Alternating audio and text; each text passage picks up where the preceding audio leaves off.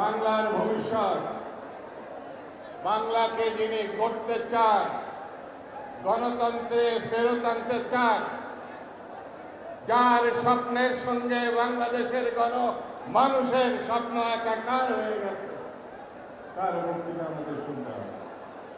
সেই জন্য বক্তৃতার অবকাশ নেই। কেউ কেউ বলছে আড়ালে আবডালে নাকি ষড়যন্ত্র হচ্ছে।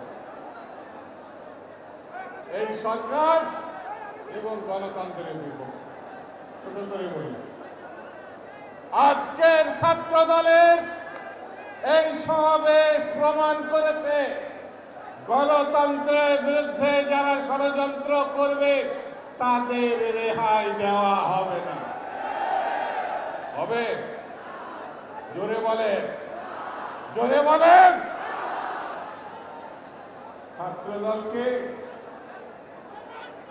আস্তে ধীরে যদি মনে করে তাহলে একটু দেখে যান। আজকে ছাত্র দলে এরশাদের স্বৈরতন্ত্র বিদায় করেছিল।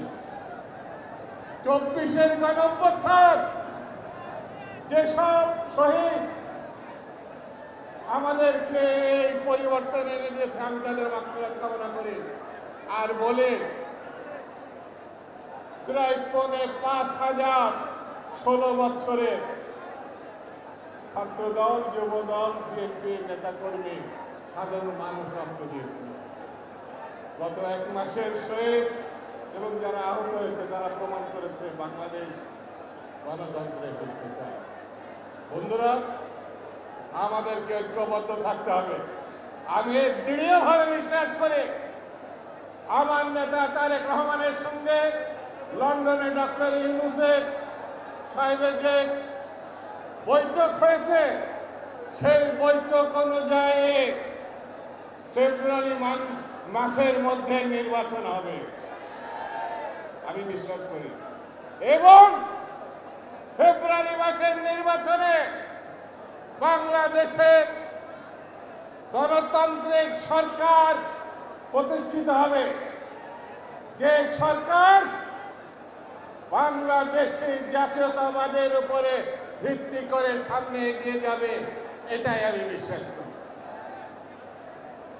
সংগঠিত থাকতে হবে। আজকে যেটা প্রমাণ করেছেন, তারুণ্যের যে সমাবেশ, ছাত্রদের সমাবেশ, বাংলাদেশের ভবিষ্যৎ এই তরুণদের উপরে, ছাত্রদের উপরে নির্ভর করছে।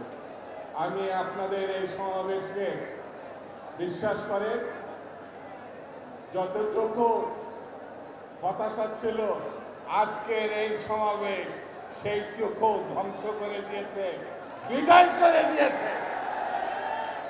সত্যি আজকে আমার খুশির দিন, আনন্দের দিন। যে ছাত্র দলে আমরা একসময় করেছি, এখানে যারা বসে আছে, সেই ছাত্র দল কতটা ঐক্যবদ্ধ আজকে এই সমাবেশের মধ্যে দিয়ে তারা প্রমাণ করেছে। করেছে না? করেছে।